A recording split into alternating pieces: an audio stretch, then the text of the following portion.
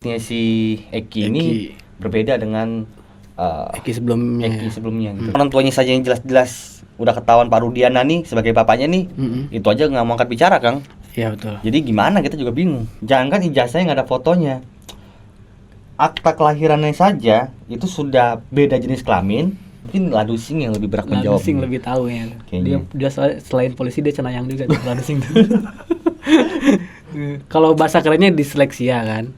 Bahasa kerennya tuh. Disleksia itu Dia beda kadang kayaknya. ngebaca kebalik gitu. Kadang dia nih ngebaca disleksia kan, ngebaca terus lagi ngebaca dalam hati terus tiba-tiba udah ngebaca yang lain gitu. Terus lupa apa yang dibaca gitu kan. Gitu ya. Cuma kalau bahasa zaman gua dulu sekolah bukan disleksia. Buta huruf. Bukan. Dongo. Dongo namanya. Kalau bahasa anak Cibinong Gubruk.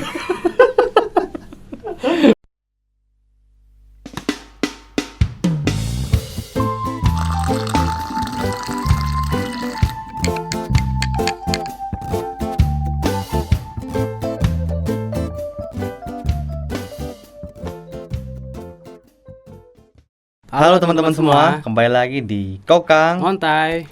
Oke teman-teman semua, seperti yang kita tahu, kasus Vina dan Eki masih terus bergulir ya Kang. Masih terus bergulir, yang akhirnya menurut kita juga, lagi-lagi kita selalu mengatakan bukannya makin terang tapi malah makin gelap sebetulnya. Makin buram. Makin ngeblur gitu loh. Kenapa? Karena ya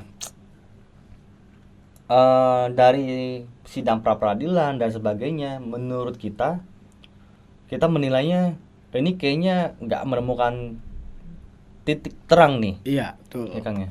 Iya, karena awal mula kasus ini pun udah janggal. Jadi udah janggal, semakin lebar, semakin lebar. Betul. Makin blur. Semakin ngeblur. Jadi saat ini kita juga bingung sebetulnya arah kasus ini mau kemana ya. Iya. Selain itu, paling kita hanya bisa menunggu hasil putusan pra-peradilan kemarin yang dilaksanakan hari Senin ya. Senin, tepatnya mungkin besok ya. Nah, lepas dari itu, kita mau mencoba menanggapi komentar dari teman-teman semua. Iya. Ya Kang ya. Karena begitu banyak komentar-komentar, begitu banyak sudut pandang baru, begitu banyak respon atau mungkin tanggapan dari teman-teman semua. Nah, kita mau mencoba nih menanggapi komentar dari teman-teman gitu loh. Iya. Seperti apa komentarnya Kang? Coba Kang. Ada dari @violairis7553. Oke. Kemungkinan Eki terlibat, kenapa orang tuanya santai aja dan tidak mau klarifikasi? Kemungkinan Eki terlibat, kenapa orang tuanya santai saja dan tidak mau klarifikasi. Nah, itu sudah pernah kita bahas sebetulnya ya. Iya. Gitu loh. Maka kita sendiri pun juga nggak ngerti nih sebenarnya nih. Kalau bicara potensi Eki terlibat, kita belum bisa menebak gitu ya. Iya. Cuma saat ini data yang kita dapat itu hanya mayitnya si Eki ini berbeda dengan Eki sebelumnya. Gitu. Makanya kita bingung sebetulnya. Ini Eki yang bener yang mana nih? Eki yang jadi mayit apa Eki yang dari foto sama Vina nih? Iya, tambah lagi kemunculan foto Eki yang baru lagi kan? Nah, iya. Itu loh. Jadi kita masih meragukan sebetulnya. Iya. Karena fotonya berbeda. Betul. Lanjut ya. Oke, Kang. Ada lagi dari @noviantinova5614. Oke. Tanya ibu kandung Eki udah masih hidup atau tanya ibu kandung Eki hidup atau sudah almarhum. Nah itu kan tadi nyambung ke komen yang pertama sebetulnya. Iya betul. Gitu. Harusnya kan namanya ibu itu lebih tahu tentang anaknya. Iya. Lebih terpukul bila anaknya ada musibah seperti itu ya Kang. Iya. Tapi terlihatnya masih belum, nggak kelihatan, maksudnya hilalnya nggak kelihatan. Iya. Mau puasa nih. Nggak kelihatan, maksudnya tuh sosoknya tuh nggak kelihatan sampai sekarang gitu loh. Belum angkat bicara sama sekali. Itu masih jadi pertanyaan tuh, benar tuh teman-teman tuh. Kita juga masih bertanya-tanya itu. Belum ada ya kayaknya media yang ngeliput ibunya belum ada ya. Belum ada. Dan ibunya pun belum nongol ke media. Iya. Maksudnya media mungkin nyari nggak ketemu atau gimana, tapi dari ibu sendiri juga belum berusaha untuk orang tuanya saja yang jelas-jelas udah ketahuan Pak Rudiana nih sebagai bapaknya nih. Itu aja nggak mau angkat bicara Kang. Iya betul. Jadi gimana, kita juga bingung. Iya. Gitu loh. Oke, mau lanjut lagi? Lanjut Kang. Seru nih kayaknya. Angula Jawa Jika benar masih hidup, yang berwenang bisa bongkar makam dan tes DNA-nya di forensik. Nah, Kita pernah bahas juga. kita udah pernah bahas. Jika benar masih hidup, yang berwenang bisa bongkar. Makanya sebenarnya itu emang agak ekstrim ya, agak ekstrim. Tapi ada beberapa dari kuasa hukumnya Peggy, dari praktisi hukum juga ada beberapa yang menyarankan seperti itu. Iya. Solusi terakhirnya. Jadi maksudnya itu bukan kita tidak menghargai ya, maksudnya kuburan sampai dibongkar lagi, bukan. Iya. Tapi itu udah solusi paling terakhir istilah kasarnya, memastikan. Itu butuh persetujuan dari keluarga, ya kan? Pasti, iya. pasti, itu pasti banget itu loh. Kayaknya nggak mungkin sih Pak Rudi mau, kayaknya. Iya, nggak mungkin. juga. Kemungkinannya itu jauh banget. Gitu loh. Karena dia orang tuanya. Yang kedua akan jadi dua persepsi kan, Kang? Iya, betul. Dia menolak karena dia nggak terima itu kuburan anaknya ngapain dibongkar lagi, atau kemungkinan ada sesuatu yang disembunyikan. Iya, betul. Gitu. Nah, tetannya ya itu foto monyet tadi itu berbeda sama foto Eki yang masih hidup itu loh. Iya. Kita juga nggak ngerti sih. Oke, lanjut. Amelia Adriana. Oke. Iya asli apa? Iya alisnya beda, yang mayatnya rada melengkung, yang foto lurus. Ya, betul. Kita udah pernah bahas juga itu. Iya. Itu ini kakaknya kayaknya menanggapi video kita yang kemarin itu sih. Emang betul, kita pernah bahas itu, emang betul. Kita sama-sama sepakat berarti ya. Iya, berarti kita sama yakini ya. Iya, alisnya yang masih hidup kan lurus tuh. Iya. Sedangkan yang udah jadi yang jadi korban itu alisnya agak melengkung gini kan. Iya, oke. Lanjut lagi ya. Lanjut, Kang. Ini ada Hermansyah 1158. Oke. Kenapa semua yang berhubungan dengan Peggy Cianjur semua kebetulan? Ijazah nggak ada foto, ijazah belum diambil, dan sidik jari kok nggak ada nama ibu. Kakak nggak ada nama ibu. Iya, kok Kakak ya? Kakak nggak ada nama ibu. Nama ortu di sekolah nama ortu di sekolah SD ada 2. Itu pertanyaannya gue juga kurang paham sih kok. Nggak begitu, ini lupa kayaknya. Iya. Ijazah nggak ada foto, betul ijazah. Oh, ijazah SMA-nya ya? Ijazah SMA kan baru diambil. Oh. Ijazah SMP-nya apa nggak salah, apa SD-nya itu gue lupa deh. Nggak ada foto, itu pernah kita bahas juga tuh. Cuma kita tuh bikin kayak semacam kayak ini sih, potongan video Kang Deddy Mulyadi. Oh. Jangan ijazahnya nggak ada fotonya. Akta kelahirannya saja itu sudah beda jenis kelamin, ya kan? Udah beda jenis kelamin. Nama orang tua ibunya nggak ada. Iya. Yang dicantumkan nama bapaknya, di mana-mana juga pasti nama ibu itu utama. Iya. Ya kan? Nama bapak itu opsional istilahnya gitu loh. Iya. Kalau ada surat kawin dimasukin nggak ada ya, nggak dimasukin. Tapi kalau nama ibu pasti ada karena ibu yang melahirkan kan gitu loh. Nah, kakaknya pun terbitnya juga bukan di tahun dia lahir. Iya. Penerbitan kakaknya tuh, Kang. Itu agak aneh tuh gitu loh. Jadi bukan hanya ijazahnya saja yang nggak ada jari dan segala macam, dari aktenya saja sudah meragukan. Udah ada miss data ya. Udah miss data. Gua nggak ngerti kenapa datanya berantakan banget itu. Iya, benar-benar. Gitu loh. Oke. Entah hanya kebetulan atau apa, ya. Iya. Nggak ada yang tahu. Kita cari tahu. Oke, Sabrina Aleza 93 Vidi. Oke. Malam kakak semua. Awalnya TPF, lama-lama jadi PH saksi pasren. Butuh job rupanya katanya. Ngapain pasren pakai lawyer? Kalau memang dia nggak salah, ngapain takut diuji kejujuran? Keluar depan media dengan pernyataan 8 tahun yang lalu. Sesimpel itu. Kalau memang pasren runway begini berarti ada apa di balik ini gitu. Ya. Gua agak buta huruf gue nih. Iya. Emang betul, itu kita juga janggal sih. Kenapa tim pencari fakta itu yang katanya independen sekarang bukan mencari fakta tapi lebih ke mencari kesalahan. Sebetulnya. Soalnya mereka seperti kayak berat sebelah, Kang ya.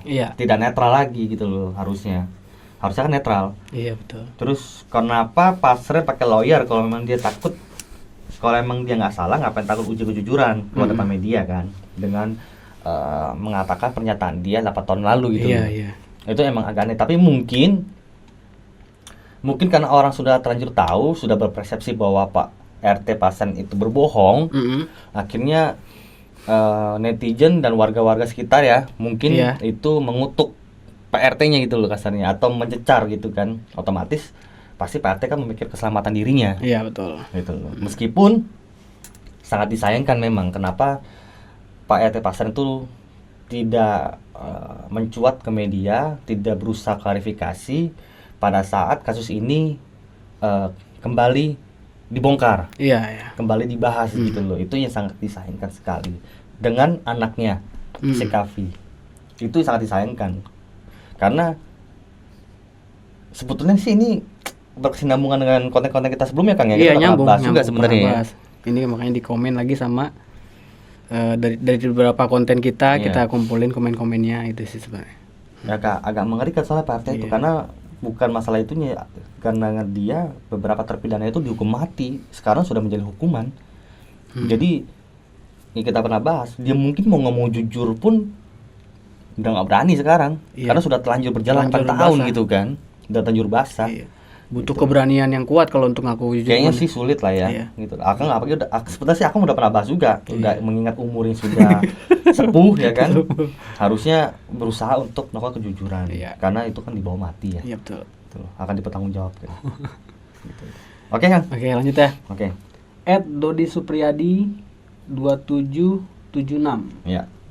Hahaha, tawa dulu nih. Apa mungkin pengalihan berita kasus gede? Bisa jadi karena kasus ini banyak banget kasus-kasus yang gede sebelumnya atau kasus yang sekarang lagi agak mencuat pun masih kalah ya menurut kita tuh.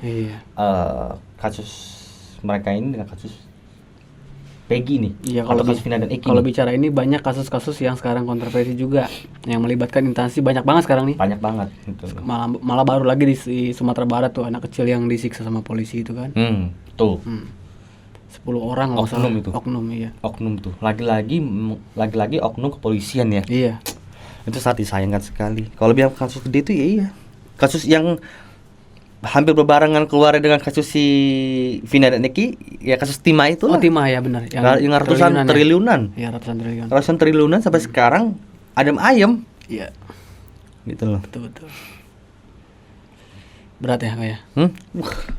Agak puja betul. Oke, lanjut lagi ya.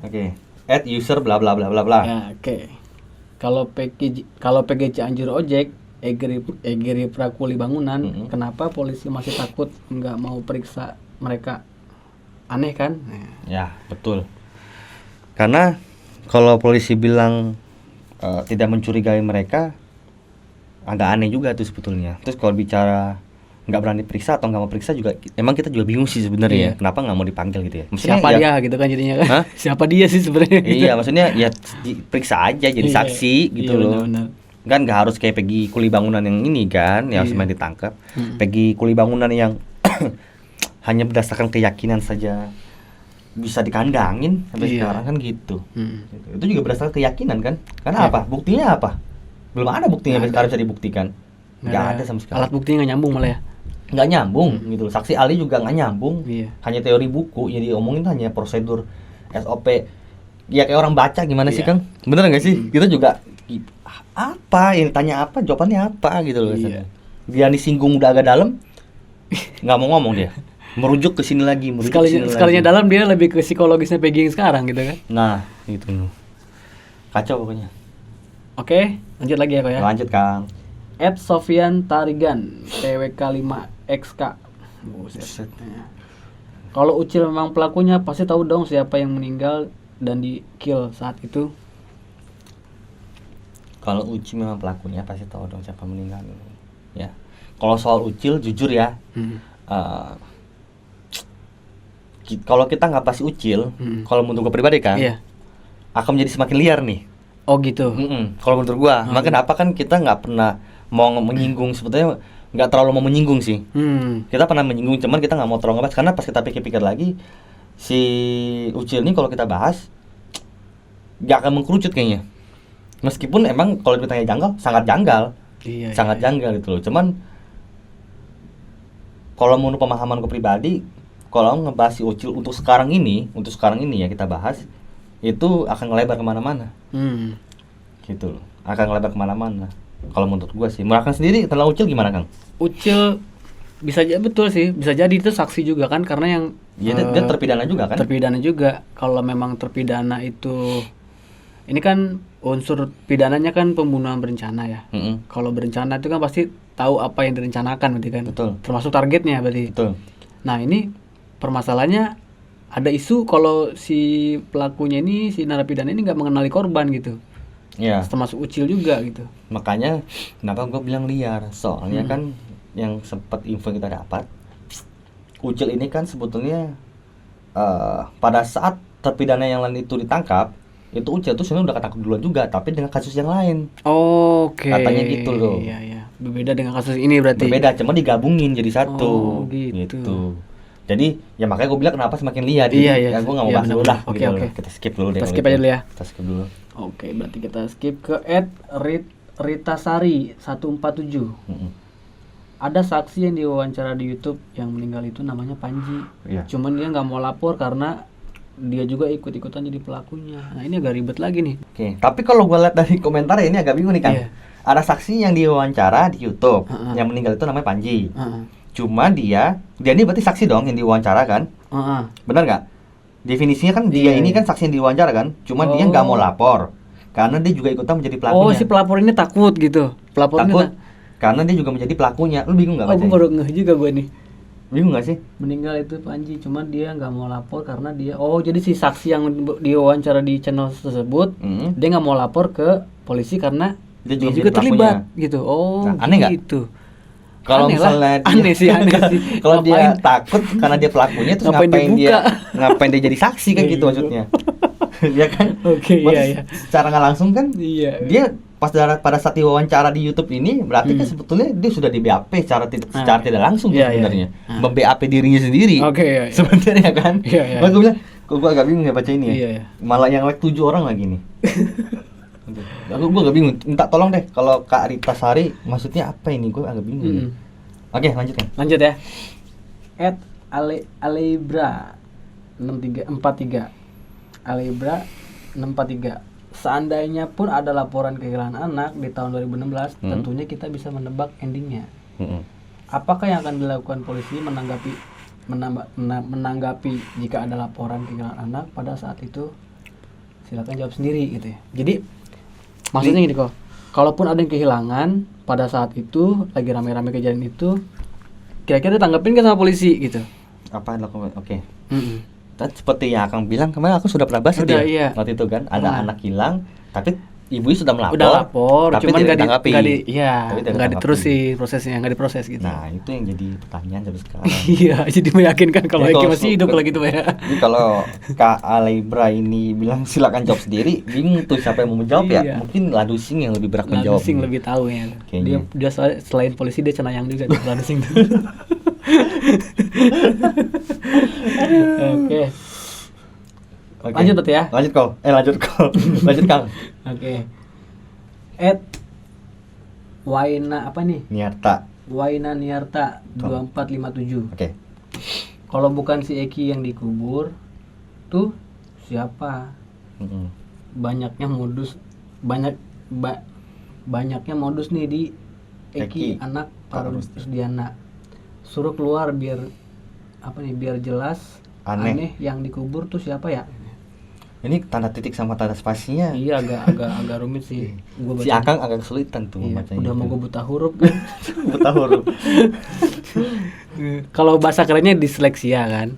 Bahasa kerennya tuh. Disleksia itu beda kayaknya. Baca kebalik gitu. Kadang dia nih ngebaca disleksia kan, ngebaca terus lagi ngebaca dalam hati terus tiba-tiba udah ngebaca yang lain gitu, terus lupa apa yang dibaca gitu kan. Gitu ya. Cuma kalau bahasa zaman gua dulu sekolah bukan disleksia, buta huruf. Bukan, dongo. Dongo namanya. Kalau bahasa anak Cibinong gubruk. Bahasa Cibinong ya. Begitu ya. Begitu ya. Oke, gimana gua lanjut ya. Lanjut ya. Apa nih? Xlab ini belum ditanggapin apa ini. Nih, yang mana nih? Yang yang tadi siapa kan kita udah tahu tadi. Yang mana nih? Iya, yang kalau bukan si Eki yang dikubur itu siapa ya? Oh iya lupa ya, kita bahas ya. Bener ya. Oh bener. Kan? Iya bener ya. Iya. Baru ngebahas yang ini udah next step aja gitu ya. Oke, kita tanggapin dulu ya sedikit ya. Kalau bukan si Eki yang dikubur itu siapa? Nah, itu masih jadi pertanyaan. Tapi yang jelas kita masih meyakini itu bukan mayitnya Eki yang di dalam. Kalau kita lihat runtutan dari foto TKP ya, foto TKP korban tersebut itu berbeda sekali fotonya dengan Eki yang masih hidup. Iya. Jadi kalau emang itu kuburannya Eki atau makamnya Eki, kita nggak begitu yakin ya, bahwasannya itu beneran isi jenazahnya Eki. Bener gak sih Kang? Jadi harus ada DNA dulu baru tahu ya. Ya makanya solusi terakhirnya itu ya mesti dibongkar, cuman kan ekstrim juga ya. Iya. Gue juga ngomong ini juga agak berat itu maksudnya. Itu pun persetujuan keluarga juga ya. Iya, gue yakin sih nggak setuju sih kan. Apalagi udah 8 tahun. Iya. Terus kuburan dibongkar lagi. Nah, gue juga agak berat sih ngebahas ini. Agak berat sih ngebahasnya. Cuman ya itu masih jadi pertanyaan gitu loh. Kalau si Eki suruh keluar, nah itu kalau gue juga meyakini Eki masih hidup gitu. Tapi kalau Eki keluar sih nggak mungkin lah. Nggak mungkin lah gitu loh. Statusnya sudah meninggal kok, sudah nggak ada. Kalau tiba-tiba keluar kan apa dia mati suri kan nggak mungkin kan? Iya dong. Aku Eki ya kan? Nggak mungkin kan? Iya udah kebongkar semuanya kalau dia. Kacau sih. Ini nggak mungkin sih. Martianar 4152. Okay. Ingat gak pas Rudy muncul dia kenapa harus nangis-nangis? Meyakinkan itu anak saya, darah daging saya, hihihi. Nah, orang yang berbohong akan ada kecenderungan meyakinkan apa yang sedang dia bohongkan. Iya, ada betulnya sih. Biasanya kalau orang yang berbohong itu biasanya butuh kata kakak ini. Martian. Dengan kata Kak Martianar ini ya. Kecenderungannya adalah memang meyakinkan. Jadi dia kayak menekankan tuh sebetulnya kebohongan itu sebetulnya. Biar meyakinkan. Biar meyakinkan gitu bahwasan kebohongan itu adalah sesuatu kebenaran. Iya. Gitu. Jadi ada penekanan di situ, Kang. Maksudnya ya orang tuh tahu si Eki itu anak kandung dia tahu. Jadi nggak perlu ngomongin anak daging anak darah daging saya gitu, bla bla bla. Gitu maksudnya ya. Oke. Kita lanjut ke @user Niawan bla bla bla bla. Kan yang dijadikan korban itu Vina dan Panji. Nah, itu sebetulnya berkesinambungan dengan tadi ya. Iya. Jadi masih ada simpang siur apakah benar foto di TKP tersebut adalah fotonya atas nama Panji. Kita juga belum tahu, tapi yang jelas itu bukan fotonya si Eki. Kita lanjut lagi ke @dewi_yuyana 8292.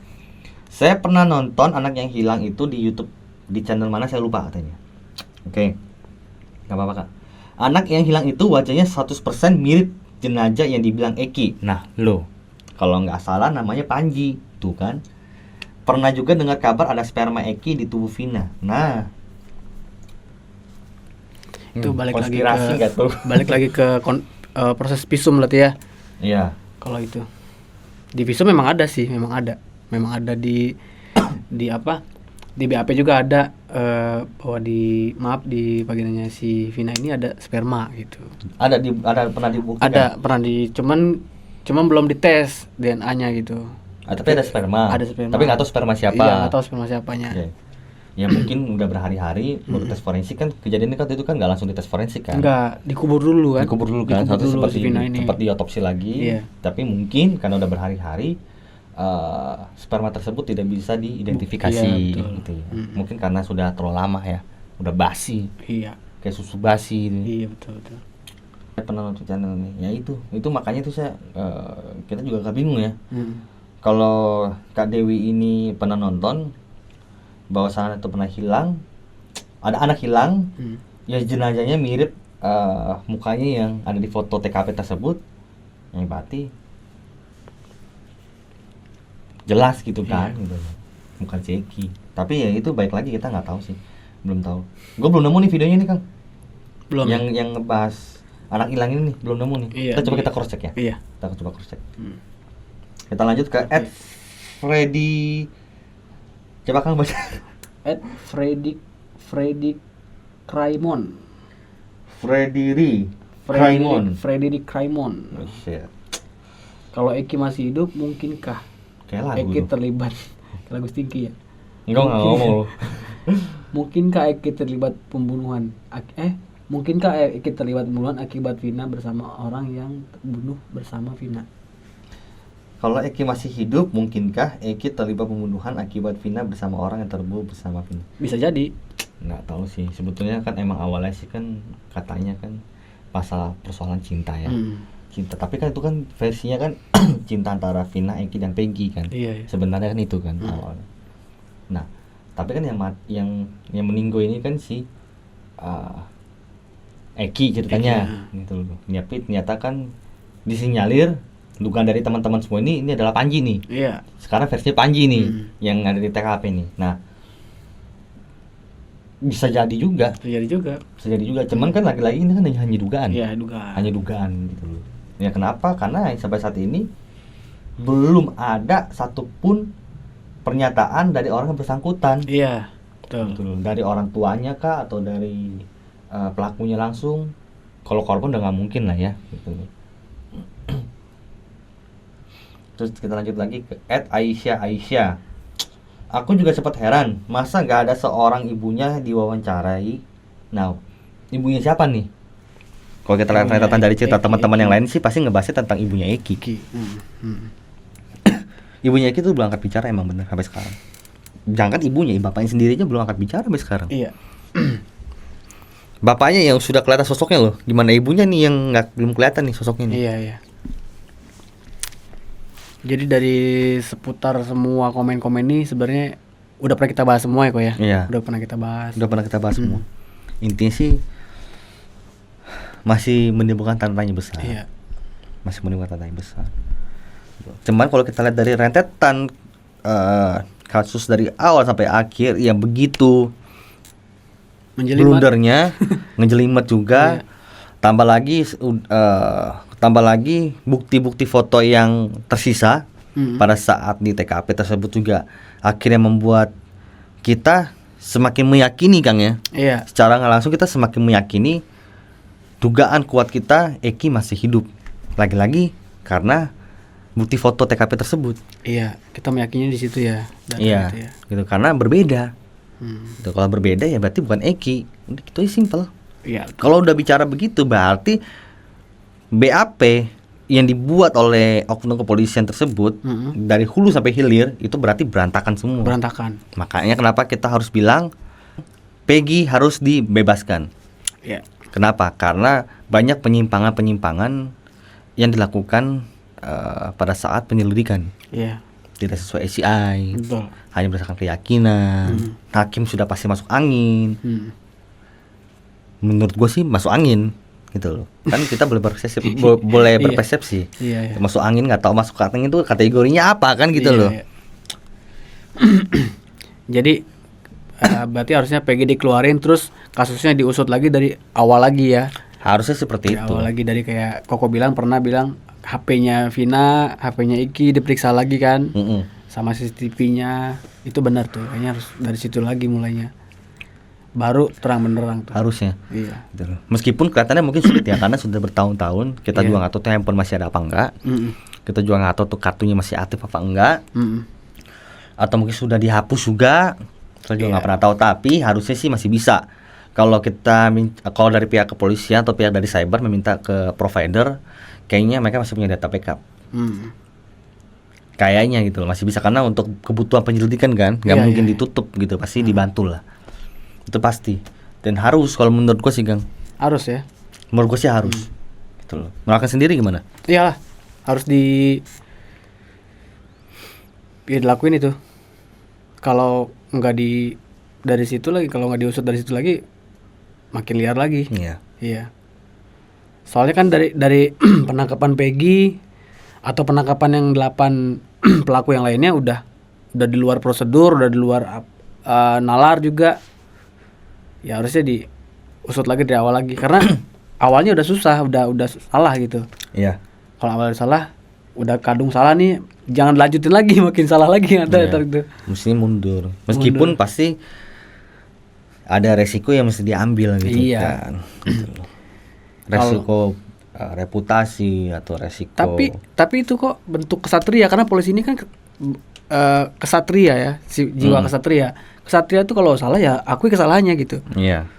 Harus diakui kesalahannya. Oh ini kita salah di bagian sini, kita ulangi lagi, perbaiki gitu maksudnya. Iya. Tapi ya itulah Seharusnya seperti itu. Seharusnya, sewajarnya sih seperti yang Angga bilang tadi. Tapi kan nyatanya fakta di lapangan dari pihak Polda sana kan masih kekeh dengan pendirian mereka, masih kekeh dengan hasil penemuan mereka, yang sebetulnya sudah sangat-sangat tidak didasari oleh SCI itu, gitu loh. Dari awal bukan hanya kita bukan bicara Peggy aja, kita bicara dari penetapan tersangka-tersangka yang lain saja itu juga sebetulnya menurut gua tidak didukung oleh SCI. Iya. Kenapa? Karena ya udah main tangkap, gebukin, kan bonyok tuh, jelas, gebukin, terus kandangin, gitu kan, terus sidang, putus seumur hidup, selesai. Ada nggak bukti-bukti forensik atau bukti-bukti semacam kayak alat komunikasi mereka gitu atau berupa teks atau berupa foto, berupa riwayat chat atau apapun itu, kan nggak ada. CCTV aja nggak dibuka sampai sekarang, jadi kok bisa tahu pelakunya dari mana? Hanya berdasarkan kesaksian. Kan sudah dikatakan oleh para mantan-mantan purnawirawan gitu, bahwasannya mau beribu kesaksian pun juga sekiranya tidak akan berguna tanpa didukung oleh alat bukti yang nyata. Itu loh. Intinya itu. Gitu. Sebetulnya kalau kita bicara kasus Peggy agak muter-muter aja di sini sebenarnya. Ya, karena ya nggak akan kelar sih. Benar nggak sih, Kang? Iya, betul. Meskipun kita ada pola baru atau ada istilah kasarnya informasi baru nih, tapi itu pasti akan berkesinambungan dengan kasus dengan yang sudah lewat, pasti akan kebahas-bahas lagi nih. Iya, betul. Kayak kita pernah bahas kan, pasal itu sudah terlanjur berantakan, jadi percuma. Kalau kita mau pasang yang sini, pasal yang baru pun juga percuma karena nggak akan nyambung. Kalau pasal-pasal yang sebelum itu sudah berantakan semua. Iya. Gitu. Oke teman-teman semua. Sebelumnya kita terima kasih banyak buat teman-teman yang sudah bantu komentar atau sudah bantu menanggapi terkait kasus-kasus ini, terkait kasusnya Vina dan Eki, dan terutama kasus penanganan Peggy ya. Iya. Untuk saat ini, teman-teman doain aja semoga hakimnya kali ini tidak masuk angin. Amin. Dan tanda kutip ya. Jadi bisa memutuskan secara bijaksana dan kita harus meyakini hakim pasti mengambil keputusan yang terbaik. Iya. Gitu loh. Kenapa? Karena dari tim kuasanya Peggy sudah berusaha keras sekali menunjukkan bahwasannya Peggy itu tidak bersalah, Peggy itu harus mendapatkan keadilan. Iya. Dan kuasa hukum Peggy sudah berhasil melakukan itu ya. Sudah berhasil melakukan itu. Semoga saja ya hakim bisa melihat usaha mereka. Iya. Gitu loh, untuk memperjuangkan kliennya karena emang tidak bersalah. Kalau melihat dari rentetan bukti-bukti yang dikumpulkan tidak cukup bukti. Gitu loh. Oke teman-teman semua. Oke. Kita cukup ya, kan? Cukup. Kita cukup semua. Bantu komen lagi di bawah. Kalau ada yang menarik kita bahas, akan kita bahas di konten-konten kita selanjutnya ya. Saya Koko dan Akang. Kita pamit undur diri. Bye bye.